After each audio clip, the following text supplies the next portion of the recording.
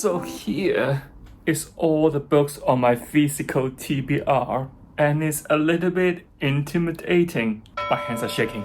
Hi guys, this is Dan. Today let's do an interesting video to talk about all the books on my physical TBR. I have spent some time to have a look at all the books on my shelf, and here are all the books that I haven't read yet. Without further ado, let's talk about all these books. The first one is the most surprising one. It has been on my shelf for 4 years and I still haven't read it yet. It is The Name of the Wind by Patrick Rothfuss. I bought this one back in 2020, 4 years ago, because of the fantasy book recommendation on YouTube. At that time, when you check out this kind of recommendation video, you would definitely see Miss Bond, Stormlight Archive, Harry Potter, Gentleman Bastards, The Wheel of Time, and also this one, The Kingkiller Chronicle. I know nothing about this series, and I think in general this series is quite well received. I think the hype for this one is probably 3 or 4 years ago, and that is the reason why you are on my shelf since then. The only reason why I haven't read this book yet is only because I don't want to start a series that is not finished yet, or at least I want to start a series that I know the author is committed to complete this series in his life. I think the second book was out in 2011, and up till today, there are 2 novellas between the second and the third book, but until now, there is no news, no updates about when will the third book be released. Yes, it is true that for series like Stormlight Archive, it hasn't finished yet. We only got 4 books so far, but at least I know that Brandon Sanderson is really committed, really hardworking for his work. We always receive updates, news about his progress on the books, and we know that the 5th book of Stormlight Archive is coming out in December. I am so looking forward to read that one, but the Kingkiller Chronicle feels like a literally never-ending story.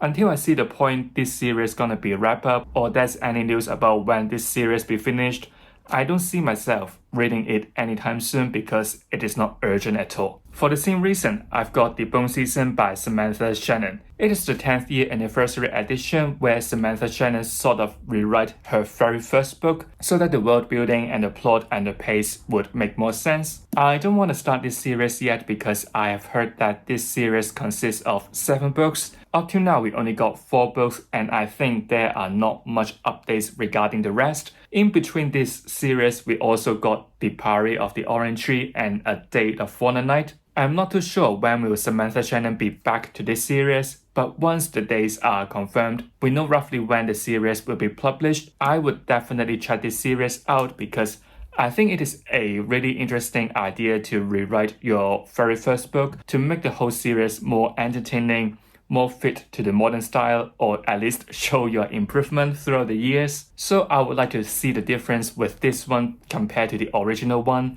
So here's a question for you guys. If you have read this edition and also the very first Bone Season, could you tell the difference between the two? Because I'm really curious about this idea of rewriting your own story. After talking about the books series that I probably don't see myself reading anytime soon, let's check out the books that are already on my TBR for the next couple of months. Firstly, I have Pattern of the World. I know that it is about my physical TBR, but I haven't got it yet. But don't worry, it is on my April's TBR. It is the 3rd book of the Pack and Pattern trilogy by J.T. Greathouse. I quite enjoy the first 2 books. It is an Asian-inspired fantasy, which is kind of similar to The Realm of the Elderling by Robert Hobb. We mainly follow the tragedy of one particular character. In this series, it is Wen, an arrogant boy. Learning with great power comes with great responsibility. From thinking he could shape the world according to his will once he becomes the hand of the empire, to learn the consequences of his action and also the secret plans of the empire himself. The ending of the second book seems like we have unleashed something really dangerous, so I can't wait to see how this trilogy gonna be concluded, and it is already on my April's TBR. Sorry about the noise, I know that it is annoying, but I don't have time to film. Sorry about it. Next come with a series that I also want to finish ASAP, and it is An Echo of Things to Come by James Islington, the 2nd book of the Licanius trilogy. I had a good time with the first book, The Shadow of What Was Lost. At first, it was like a school setting, but it turns out to be a bigger conflict. Davian got this power to see what is truth and what is lie. He paired up with Dwyer to check out a device leaving by a mysterious man. On their journey, they will meet different people because of this device, because they are so young and new, so we are always not sure which character to trust or which one is the truth because every character is keeping a secret. I also find this series is quite accessible because this series is full of magic system and historical political development. Overall, when I read it, I didn't feel it is too overwhelming, so I would like to read this book as soon as possible. Speaking of books I want to read soon, I have the Poppy War trilogy by R.F. Kuang. I think it is a really popular series back in 2020 or 21-ish.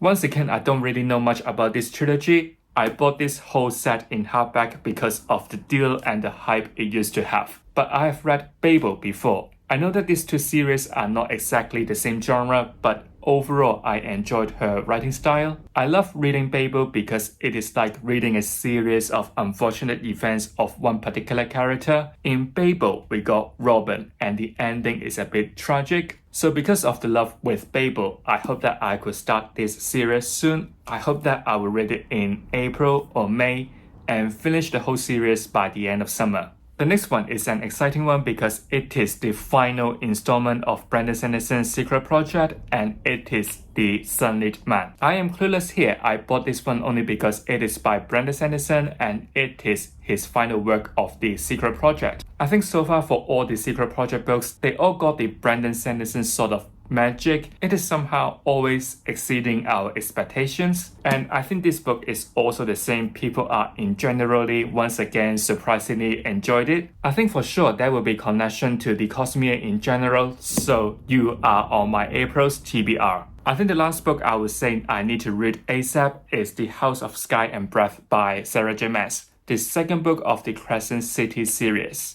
I read House of Earth and Blood, my very first romantasy experience for Valentine's Day. I did a separate vlog for it, so if you're interested, you may want to check that video out. I had a good time reading the first book of the series, and also it is my first time to read any work by Sarah J. Maas. The beginning of the first book is quite heavy with the world building, but when it takes off, it reads like a reality show that is full of drama. It is so easy to read with all the twists and turns. And of course, if you are reading Sarah J. Maas, you are here for all the smuts and spice. We follow Bryce, who was a half-fae and lost her best friend. We also have a fallen archangel named Hunt, who work for his freedom. It seems like Bryce is the key link to all the murders that happen in the Crescent City, so Hunt and Bryce team up together to investigate the clues and find out who was the murderer. The last 150 pages of the first book is just so intense and emotional, so I would like to read this sequel as soon as possible, but I am a little bit intimidated by the size of it. It is thick, I'm not gonna lie. Then we are back to the books that I am not too sure when would I read them. The first one is actually quite shameful to say because it is by my favorite author, but it has been sitting on my shelf for quite some time. And it is Elantris by Brandon Sanderson. I have absolutely no idea why I haven't started this one yet. I think quite a lot of people would say that this book is actually the best start to Cosmere because hey, it is a standalone at this moment of time. Another thing to admit is I haven't read the Mistborn Era 2 as well, so I guess my plan is for the second half of the year I will read Elantris, Mistborn Era 2 before the release of Stormlight Archive 5. The next one we have The City We Became by N.K. Jemisin. It is an urban fantasy featuring cities with their own souls and powers. I don't think it is the best way to showcase N.K. Jemisin's work because most people would definitely recommend you the Broken Earth trilogy. I think the reason why I got this one is only because at that time, the sequel to this book, The World We Make, is gonna be released soon, and I think maybe it is the time for me to start any work by N.K. Jemisin.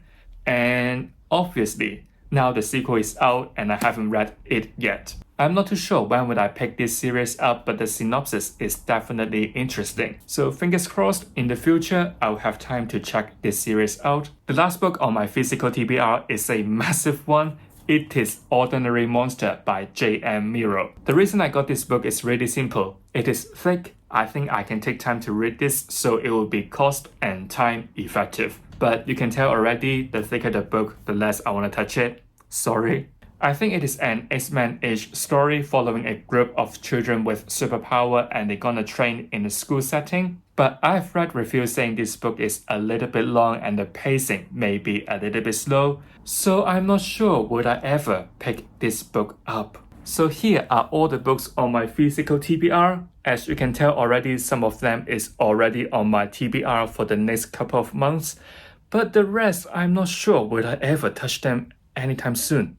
Let me know in the comment, is there any book on this list I should read sooner? Or is there any book on the TBR that has been staying for way too long? So if you have enjoyed today's video, don't forget to give it a like. If you don't want to miss any content from me, make sure you have subscribed to my channel.